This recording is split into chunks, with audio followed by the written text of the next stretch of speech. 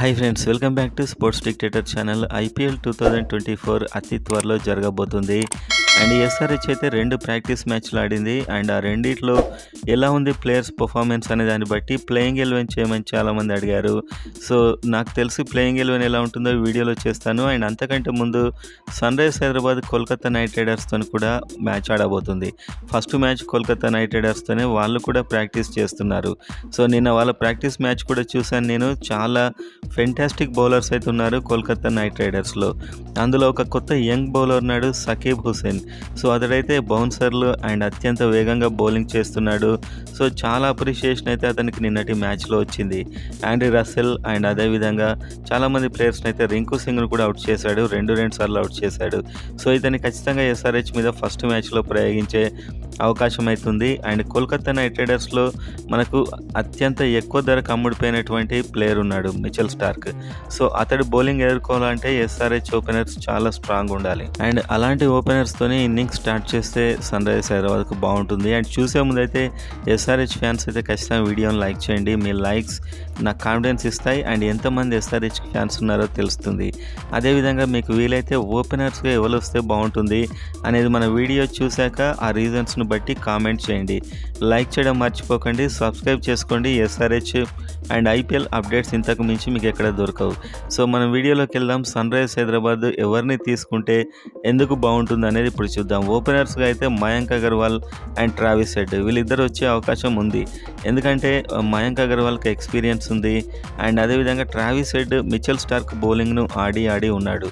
So Travis head మనకు India pitches మీద కూడా వరల్డ్ కప్లో అద్భుతంగా ఆడాడు.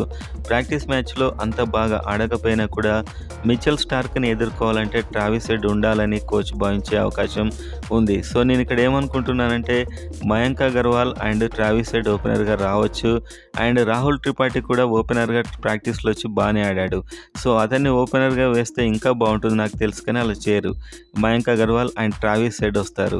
నా దృష్టిలో అయితే Rahul Tripathi and Travis head వస్తే బాగుంటుంది. మిడిల్ ఆర్డర్లో ఇంకొక అభిషేక్ శర్మను, ఇంకొక ఇండియన్ ప్లేయర్ని పెట్టడానికి చాలా ఈజీగా ఉంటుంది. సో ఇప్పుడు నాకు తెలిసి అయితే వచ్చే openers Mayank Agarwal and Travis Head ఇద్దరు ఓపెనర్గా వచ్చే అవకాశం చాలా ఎక్కువగా ఉంది నాకు తెలిసి. అండ్ నెక్స్ట్ నెంబర్ 3లో రాహుల్ త్రిపాఠి వస్తాడు. 2 ప్రాక్టీస్ మ్యాచ్ల్లో కూడా రాహుల్ త్రిపాఠి అద్భుతంగా ఆడాడు. ఫాస్ట్ బౌలింగ్ ఆడతాడు, స్పిన్ ఆడతాడు. సో మనకు రాహుల్ త్రిపాఠి అయితే నెంబర్ 3లో ఖచ్చితంగా ఉంటాడు. ఎందుకంటే ఇతడు ఆస్ట్రేలియా బౌలర్ అయిన మిచెల్ స్టార్క్ అండ్ ఒక కొత్త young bowler Shakib Hussain. So ఇలాంటి వాళ్ళని ఎదుర్కొని ఎలా ఆడతాడో చూడాలని అయితే సరే చాలా ఇంట్రెస్టింగ్గా ఉంది. అండ్ నెక్స్ట్ మనం చూసినప్పుడు నెంబర్ 4 ఐడెన్ మార్కరమ్ ఖచ్చితంగా ఆడిస్తారు ఇతన్ని. ఎందుకంటే మనకు ప్రాక్టీస్ మ్యాచ్లో స్పిన్ బౌలింగ్ అయినా ఫాస్ట్ బౌలింగ్ అయినా కూడా ఐడెన్ మార్కరమ్ సూపర్గా ఆడాడు. సో టీంలో ఒక స్టెబిలిటీ ఉండాలన్నా, బ్యాటింగ్లో ఒక బలం ఉండాలన్నా ఖచ్చితంగా ఐడెన్ మార్కరమ్ అయితే నెంబర్ 4లో ఐడెన్ మార్కరమ్ ప్లేస్ ఫిక్స్గా ఉంటుంది. అండ్ నిన్న Kolkata Knight Riders practice match చూసినప్పుడు Andre Russell and Rinku Singh and Manish Pandey మొదలైన ప్లేయర్స్, శ్రేయస్ అయ్యర్ వీళ్ళంతా చూసినప్పుడు బ్యాటింగ్లో వాళ్ళందరూ తడబడుతున్నారు. వాళ్ళ బౌలింగ్ అద్భుతంగా ఉంది. వాళ్ళ బౌలింగ్ మీరు చూస్తే స్పిన్నర్స్ సుయాష్ శర్మ అయినా, వరుణ్ చక్రవర్తి అయినా అండ్ సకీబ్ హుసేన్ అయినా మొదలైన ప్లేయర్స్ అయితే హర్షిత్ రాణా సో చాలా అద్భుతంగా బౌలింగ్ చేస్తున్నారు. అండ్ వీళ్ళని ఎదుర్కోవాలంటే ఐడెన్ మార్కరమ్ ఖచ్చితంగా టీంలో ఉండాల్సిందే. And number 5 Heinrich Klaasen. So Heinrich Klaasen మీకు తెలుసు, ఇతను 2 ప్రాక్టీస్ మ్యాచ్లో కూడా ఫెయిల్ కావడం జరిగింది. బట్ హెన్రిచ్ క్లాసెన్ ఎప్పుడైనా కూడా ఒక బిగ్ మ్యాచ్ ప్లేయర్. అండ్ అసలైన మ్యాచ్ల్లో ప్రతి లీగ్లో ఈ సంవత్సరం బీభత్సమైన ఫామ్లో ఉన్నాడు. అదే ఫామ్ కనుక హెన్రిచ్ క్లాసెన్ కంటిన్యూ చేసినట్లయితే ఈసారి తిరుగుండదు సన్ రైజర్స్ హైదరాబాద్కి అని చెప్పుకోవచ్చు. సో ఇతడు నెంబర్ 5లో ఉంటాడు. అండ్ నెంబర్ 6లో వాషింగ్టన్ సుందర్. సో ఇతడు ఎందుకంటే ఒక ఆఫ్ స్పిన్నర్ మనకు ఖచ్చితంగా అవసరం. ఎందుకంటే కోల్కతా నైట్ రైడర్స్ టీంలో లెఫ్ట్ హ్యాండర్స్ కూడా ఉన్నారు. నితీష్ రాణా ఉన్నాడు అండ్ రింకు సింగ్ ఉన్నాడు. సో ఇలాంటి వాళ్ళను కట్టడి చేయాలంటే ఖచ్చితంగా ఒక ఆఫ్ స్పిన్నర్ అవసరం.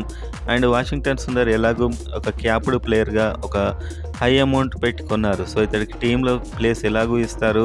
ఇప్పటివరకు ఇంప్రెసివ్ ఆడకపోయినా కూడా ఇతడికి ఛాన్స్ ఉంటుంది. అండ్ నెంబర్ 7లో కొత్తగా వచ్చినటువంటి కెప్టెన్ ప్యాట్ కమిన్స్. సో ఇతడు ఒక బిగ్ హిటర్, బ్యాటింగ్ చేయగలడు, బౌలింగ్ చేయగలడు అండ్ కెప్టెన్ కూడా. సో ఖచ్చితంగా ఇతనికి టీమ్‌లో ప్లేస్ అయితే ఉంటుంది. అండ్ ఈసారి చాలా ఇంట్రెస్టింగ్‌గా ఉంది ప్యాట్ కమిన్స్ ఎలా మనకు బౌలర్‌ని సెలెక్ట్ చేసుకుంటాడు, టీమ్‌లో ఎవరిని సెలెక్ట్ చేస్తాడు. ఎందుకంటే ఆల్రెడీ లేట్‌గా వచ్చాడు. ప్రాక్టీస్ మ్యాచ్‌ల్లో కూడా ఆడలేదు. ఇప్పుడే టీమ్‌లోకి రీచ్ కావడం జరిగింది. సో, మొత్తానికి ఇప్పుడు వాళ్ళని అర్థం చేసుకొని, టీమ్ సెలెక్ట్ చేసుకొని, టీమ్‌లో బౌలింగ్ చేంజెస్ ఇవన్నీ చేయడం అయితే ప్యాట్ కమిన్స్‌కు ఇప్పుడు చాలా కష్టంగానే ఉంటుంది. సో, చూద్దాం మ్యాచ్‌లో ఎలా చేస్తాడో. అండ్ నెక్స్ట్ మనం చూస్తే షాబాద్ అహ్మద్. సో, సన్‌రైజర్స్ హైదరాబాద్‌లో కొద్దిగా మనకు ఎక్కువగా నేమ్ లేనటువంటి షాబాద్ అహ్మద్. అంటే ఎక్స్‌పెక్టేషన్స్ లేకుండా ఆడుతున్నటువంటి ప్లేయర్. కాకపోతే ఇతను bowling left arm orthodox spin bowling బానే ఏస్తున్నాడు. టైట్ లైన్ అండ్ లెంగ్త్‌లో 2 ప్రాక్టీస్ మ్యాచ్‌ల్లో మనం చూసాం. బౌలింగ్‌తో పాటు బ్యాటింగ్ కూడా బిగ్ హిట్టింగ్ చేస్తున్నాడు. అండ్ టెక్నికల్‌గా కూడా బాగా ఆడుతున్నాడు. సో, ఖచ్చితంగా షాబాద్ అహ్మద్‌కి ఛాన్సెస్ కూడా ఇచ్చారు. ప్రాక్టీస్‌లో షాబాద్ అహ్మద్‌తోని ఎక్కువగా బౌలింగ్ ఏయించడం అండ్ బ్యాటింగ్ చేయించడం చేశారు కాబట్టి ఖచ్చితంగా ఇతనికి నెంబర్ 8లో షాబాద్ అహ్మద్‌కి ప్లేస్ అయితే ఖచ్చితంగా ఉంటుంది. అండ్ నెక్స్ట్ ప్లేస్ మనం చూసినట్లయితే నితీష్ రెడ్డి. సో, ఇతన్ని ఎందుకు చెప్తున్నానంటే 2 ప్రాక్టీస్ మ్యాచ్‌ల్లో కూడా 100% ఇతడు ఇవ్వడం జరిగింది. అండ్ ఒక హాఫ్ సెంచరీ కూడా కొట్టాడు. Batting and bowling and fielding ఈ 3 డిపార్ట్మెంట్‌లో కూడా చాలా అద్భుతంగా ఆడాడు. అండ్ 6 హిట్టింగ్ కెపాసిటీ ఉంది ముఖ్యంగా. అతడు కొట్టిన షాట్స్ అన్ని కూడా గ్రౌండ్ వెలుపల పడ్డాయి. దాదాపు బౌండరీ లైన్ వెలుపల పడడం జరిగింది. సో, ఉమ్రాన్ మాలిక్ లాంటి ఫాస్ట్ బౌలర్‌ని కూడా ఆడాడు. సో, ఇతడికి ఒక ఛాన్స్ ఇస్తే ఇండియాకి కూడా ఒక బెస్ట్ ఆల్‌రౌండర్ అయ్యేలా ఇతని యొక్క బ్యాటింగ్ అయితే నాకు కనిపించింది. సో, మొత్తానికి నితీష్ కుమార్ రెడ్డి నెంబర్ 9లో వస్తే బాగుంటుందని నేను అనుకుంటున్నాను. సో, బ్యాటింగ్ ఆర్డర్ ఎలాగైనా మార్చుకోవచ్చు. నెంబర్ 10 భువనేష్ కుమార్. సో, మనకు సన్‌రైజర్స్ హైదరాబాద్‌కి ఫస్ట్ నుంచి ఒక స్ట్రాంగ్ బౌలర్ ఇతను అని చెప్పుకోవచ్చు. అండ్ ప్రాక్టీస్ సెకండ్ మ్యాచ్‌లో చాలా మంచి బౌలింగ్ ఏశాడు. అండ్ మంచి ఫామ్‌లో కూడా కనిపించాడు. సో, మొత్తానికి నెంబర్ 10లో భువనేశ్వర్ కుమార్ వస్తాడు. అండ్ ఫాస్ట్ బౌలర్‌గా కూడా ఇతడు ఉండడం జరుగుతుంది. అండ్ నెక్స్ట్ నెంబర్ 11లో మయాంక్ మార్కండే. మయాంక్ మార్కండే స్పిన్నర్, ఒక మిస్టరీ స్పిన్నర్. యాక్చువల్‌గా మనం చూసుకున్నట్లయితే సన్‌రైజర్స్ హైదరాబాద్‌కి ఒక విదేశీ స్పిన్నర్ ఉన్నాడు, మిస్టరీ స్పిన్నర్. సో, అతడు రావట్లేదు. Star allrounder Wanindu Hasaranga. So, అతడు వచ్చేదుంటే మయాంక్ మార్కండే ప్లేస్ అతడు ఆక్రమించేస్తుండేది. అండ్ అదేవిధంగా ట్రావిస్ హెడ్ ప్లేస్‌లో అభిషేక్ శర్మని తీసుకోవాల్సి వచ్చేది. ఇప్పుడు ఎలాగూ మనకు వనిందు హసరంగా రావట్లేదు కాబట్టి అలాంటి బౌలింగ్ యాక్షన్ కలిగినటువంటి అలాంటి స్పిన్నర్ మయాంక్ మార్కండే. ఇతడు టీంలో ఖచ్చితంగా ఉంటాడు. సో, ఈ 11 మెంబర్స్‌లో మీరు చూస్తే మనకు ఫాస్ట్ బౌలింగ్‌గా Pat Cummins and Nitish Kumar Reddy and Bhuvneshwar Kumar కనిపిస్తున్నారు. సో, ఇప్పుడు ఈ టీంలో అభిషేక్ శర్మ కనిపించడం లేదు. కానీ ప్రాక్టీస్ మ్యాచ్‌లో మాత్రం అభిషేక్ శర్మ చాలా ఫెంటాస్టిక్‌గా ఆడాడు. సో, అభిషేక్ శర్మను టీంలో తీసుకోవాలంటే ఇంపాక్ట్ ప్లేయర్‌గా తీసుకోవచ్చు. అభిషేక్ శర్మ, నటరాజన్ ఒక నలుగురు ఇంపాక్ట్ ప్లేయర్ లిస్ట్ అయితే ఇవ్వాల్సి ఉంటుంది. ఒకవేళ బ్యాటింగ్ అంతా హిట్ అయినట్లయితే మనకు బౌలర్‌ని తీసుకుంటారు. బౌలింగ్ అంతా హిట్ అయినట్లయితే బ్యాట్స్‌మెన్‌ని తీసుకుంటారు.